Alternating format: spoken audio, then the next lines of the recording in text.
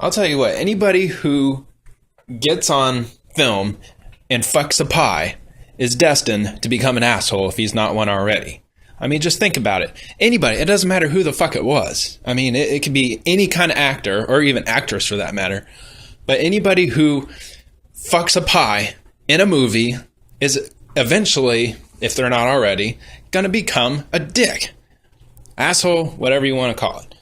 Because if you think about it, you know, how often does somebody go up to him and be like, hey, look at the guy, he's the pie fucker. He's the guy who fucked the pie. Yeah, remember that guy? Yeah, he stuck his dick in a pie. I mean, you know, it carried on throughout the movies themselves, let alone out in public.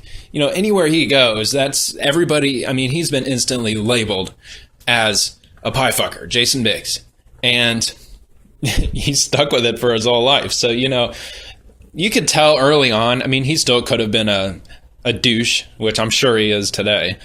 But originally, I'm sure he was probably a nice guy, you know, trying to get his career off the ground and everything. But, you know, once the movie came out, once it had been out for a while, people, I mean, I'm just speculating, but, you know, this is pretty certain speculation here, that people would just come up to him probably several, you know, more than several times a day. Anytime you went out in public, I'm sure at least one person, each time you went out in public, had made a reference to him fucking a pie. And this probably didn't last, you know, 2 months, 3 months. This shit probably continues today. So, you know, I'm sure that after a couple of months that he's taken this kind of fire and everything, probably getting embarrassed and all that shit, he's you know, crafting up these different comebacks, and he's getting better and better. So that way, from that point on, he can start firing this comeback at him and make the person that cracked the joke, you know, look, you know, embarrassed, you know. But in reality, there is no comeback you can create that tops what the fuck you did in a movie. You fucked a pie. What the fuck? I mean, I don't know. I don't know. Maybe if you were like 3 months behind in your rent or something, or if you were sick of not having a car to drive around, maybe. But you know, unless you were paid like $18 million or something ridiculous, you know, you could barely pay me anything less for me to do a role like that. I mean, the whole fucking world, man. Who fucks a pie for money on TV? I mean, that's. I just don't understand it. I can't wrap my head around that, for somebody to actually go through with that. You know, maybe since I have, like, you know, no history in acting, so I don't expect any future in acting.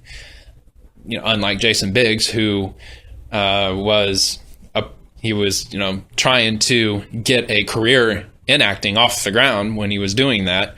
You know, he was looking forward to a future in film, and so he took on the role because he was, you know, the main fucking character, or one of them at least. So yeah, you know, that it was kind of weird and everything. You know, maybe, you know, people would get a few laughs out of it. I'm sure that's what he thought. He probably had no idea the backlash he would have gotten for that in the future. But you know, for me, I don't really expect any future career in acting, unlike Jason Biggs. So maybe I would probably, you know, maybe for maybe $10 million, I would trade places with him and be in his shoes from that point on. Not the acting part, but just the pie fucking part. But and that's a ridiculous amount of money. Like, realistically, if it was like under $1 million, no fucking way. Honestly, I probably wouldn't trade places for him for $3 million. And I know what $3 million can buy. You know, that's a lot of shit you can do. You know, if you make $50,000 a year, you're like smack dab in middle class. I mean, we're talking 60 years of working to equate $3 million. So, I mean, and I honestly would seriously not do that at all. But I don't know, man. It's like, you know, the dude's got to have a lot of balls for doing that. But I don't know, man. Anyway, I saw an interview with him recently, and I just had to get that out there that, you know, if he wasn't an asshole before, he's a fucking douchebag dickhead now, I'm sure. During the interview alone, you could tell he's cracking all these retarded jokes, dry ass jokes, just goofy, stupid humor.